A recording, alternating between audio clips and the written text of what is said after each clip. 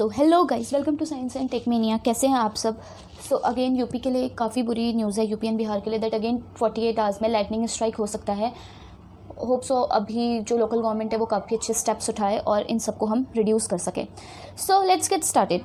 तो पिछली बार जब हमने ये देखा था उस टाइम पर दो डिस्ट्रिक्ट्स इन स्टेट्स के बहुत ज़्यादा सीवियरली अफेक्टेड थे, दैट इज़ यूपी का देवरिया एंड बिहार का गोपालगंज डिस्ट्रिक्ट। अब लाइटनिंग में इसमें 110 डेथ्स गई थी combinedly in Bihar and UP. ये एक नेचुरल फिनोमेना है, आप इमेजेस देख सकते हैं कि किस तरीके से ये हैपन होता है। और आप इसके चारों तरफ जो हीट देख रहे हो, गर्म हवा है वो हीटअप हो जाती है, जिसकी वजह से आप लाइटनिंग में कलर देखते हैं। नाउ ये बिल्कुल एक नेचुरल प्रोसेस है जो अराउंड द वर्ल्ड हमें देखने को मिलती है। हमारी जो अर्थ है वो इलेक्ट्रिकली न्यूट्रल है, लेकिन जो मिडिल लेयर होती है क्लाउड की वो नेगेटिवली चार्ज होती है और हाईली नेगेटिवली चार्ज होती है, जिसकी वजह से वो जो लीकेज ऑफ चार्ज है वो अर्थ की तरफ हो जाता है और वो लीकेज भी सिर्फ 15 से 20% का होता है, जिसकी वजह से हमें लाइटनिंग एक्टिविटी देखने को मिलती है। नाउ ये जो लाइटनिंग एक्टिविटी है, हमने बोला कि ये काफ़ी कॉमन फिनोमेना है, लेकिन कौन से क्लाउड्स इसके लिए रिस्पॉन्सिबल रहते हैं? तो जो क्यूमुलोनिम्बस क्लाउड्स होते हैं, आई थिंक इन्हें काले कपासी मेघ बोलते हैं, जो कपास की खेती के लिए, कॉटन कल्टीवेशन के लिए अच्छे होते हैं, but in English I am confirm that इन्हें क्यूमुलोनिम्बस क्लाउड्स बोलते हैं। तो इन क्यूमुलोनिम्बस क्लाउड्स में ये एक्टिविटी हमें ज़्यादा देखने को मिलती है। ये जो क्लाउड्स होते हैं ये जाइंट मॉइस्चर कैरिंग क्लाउड्स होते हैं, इनमें मॉइस्चर बहुत ज़्यादा रहता है। लिटरली होता क्या है, देखिए, जो बादल होता है उसमें जो वेपर होती है वो ठंडा हो के ऊपर जाती है, और जैसे जैसे हम ऊपर जाते हैं तो सरफेस ठंडी होती जाती है, और उस वजह से जो आइस के क्रिस्टल्स होते हैं वो ऊपर को मूव करते रहते हैं, और वो क्रिस्टल तब तक मूव करते हैं जब तक एक सफिशिएंट वेट ना गेन हो जाए, और उसके बाद वो आपस में क्या होता है, वहाँ पे सॉलिडिफाई होते हैं, क्रिस्टल्स बनते हैं, आपस में टकराते हैं और इतना खतरनाक चार्ज डेवलप होता है। उसके बाद दे ब्रेक डाउन और बारिश बर्फ जैसा टेम्परेचर है उस हिसाब से वो गिरने लगते हैं। अब बुरा क्या होता है, देखिए, जब ये आपस में टकराते हैं इनमें जिगजैग मूवमेंट होती है, इलेक्ट्रिसिटी जनरेट होती है। आप अपने घरों में अगर देखते हैं तो आप मेनली 5 एम्पियर और 15 एम्पियर के स्विचेस यूज़ करते हैं, और 5 एम्पियर भी वो जिनमें आप लाइट चीज़ें यूज़ कर सकें, और हैवी जो मशीनरी होती है उसे आप 15 एम्पियर में यूज़ करते हैं। सो आप सोचिए कि 100,000 मिलियन एम्पियर का करंट गिरता है जब लाइटनिंग होती है, और करीबन आपका 10 बिलियन वोल्ट्स का पोटेंशियल डिफरेंस जनरेट होता है। आपके वहाँ वोल्टेज आती है दैट इज़ ओनली 220 वोल्ट्स, और इस टाइम पे 10 बिलियन वोल्ट्स जनरेट होता है। तो यू कैन इमेजिन कितना गंदा डिस्ट्रक्शन होता होगा, और ऐसा लगता है जैसे बहुत सारे जो ट्रांसफार्मर्स हैं उन्हें एक साथ बर्स्ट कर दिया गया है। ठीक है, अब अगला है दैट इस टाइम पर को फील्ड्स में, जो यहाँ पर को अगर हम देखें तो मेनली रूरल एरिया में ये हुआ था। अब जितनी भी ऊंची बिल्डिंग्स, ऊंचे टावर्स, पेड़, जितनी भी ऊंची चीज़ें होती हैं, ये लाइटनिंग के कंडक्टर का काम करती हैं। और अब कंडक्टर का काम करने की वजह से यहाँ रूरल एरिया में जो था कंडक्टर का काम जिसने किया दैट इज़ योर ट्री, तो पेड़ों ने यहाँ पे कंडक्टर का काम किया।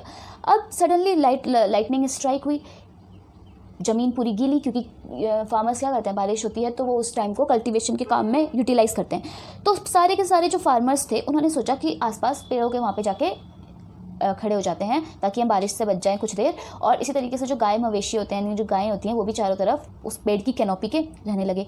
लेकिन होता क्या है, क्योंकि ट्री एक कंडक्टर का काम है, ऊपर से ज़मीन गीली थी तो ग्राउंड करंट भी जनरेट हुई, तो ये 80 to 100 किलोमीटर की बेल्ट बना देती है। यानी अगर लाइटनिंग हो रही है तो उससे 80 से 100 किलोमीटर का जो बेल्ट होगा, रीजन होगा, उसमें पूरा ये जनरेट होगा, स्प्रेड हो जाएगा।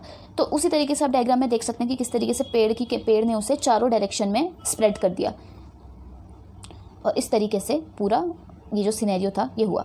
ये लिटरल डायरेक्शन में कवरिंग हुई, यानी तिरछी दिशाओं में।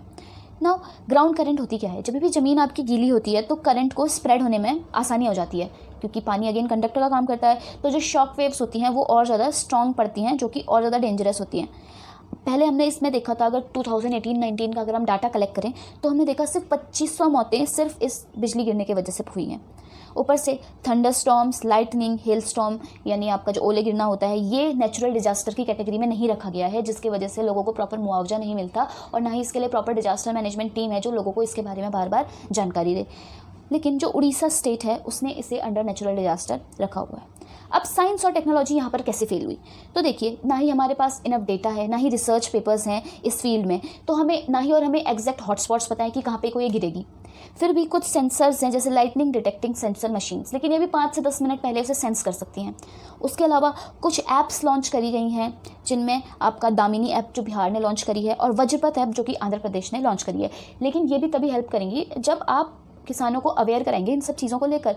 तो यहाँ पर लोकल गवर्नमेंट का ज़्यादा रोल रहने वाला है, लोकल गवर्नमेंट और एडमिनिस्ट्रेशन का, कि वो किस तरीके से किसानों को इसको लेके जानकारी दे। जैसे हम लोग किसान भारती अलग अलग प्रोग्राम्स चलाते हैं थ्रू रेडियो और टीवी चैनल्स, जिसमें हम इन लोगों को इस चीज़ के बारे में बताते हैं, या फिर हेल्पलाइन नंबर हमने जारी करे हुए हैं, या फिर सायरेंस के थ्रू, जैसे हम मछुआरों को तूफान आने से पहले सायरेंस बजाते हैं, उसी तरीके से हम यहाँ पे भी कर सकते हैं। लेकिन हम दोनों जगह पे गलतियाँ तो हुई हैं, फार्मर्स से भी और इनसे भी, लेकिन फार्मर्स को आई थिंक इतना पता नहीं है इन सब चीज़ों के बारे में, तो ये एक्सीडेंट हो गया।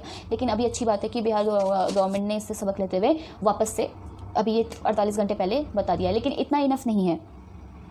अब गवर्नमेंट और एडमिनिस्ट्रेशन को क्या करना चाहिए? उन्हें फार्मर्स को एजुकेट करना चाहिए कि रेनफॉल शुरू होने वाली है, उससे पहले ही आप अपने सुरक्षित स्थानों पर चले जाएं, ताकि वो अपने गाय और मवेशियों को लेकर अपनी सही जगह पर पहुंच जाए। लोकल एडमिनिस्ट्रेशन को सायरेंस के थ्रू, रेडियो चैनल्स के थ्रू या फिर टीवी चैनल्स के थ्रू इसकी जानकारी देते रहनी चाहिए। स्कूल और कॉलेजेस इसमें इंपॉर्टेंट रोल प्ले कर सकते हैं, और NGOs की मदद से हम फार्मर्स को इसके थ्रू एजुकेट कर सकते हैं। रेडियो और TV एड्स इससे हमें काफ़ी मदद करेंगे इंटरेक्ट होने में। और बाकी अगर आपके दिमाग में कोई भी फर्दर सजेशंस आते हैं कि हम किस तरीके से इस सेक्टर में इनकी हेल्प कर सकते हैं, तो please do right in comment section. और अगर आप पहली बार मेरे चैनल पे आए हैं तो do like, share and subscribe. Bye bye, take care you all.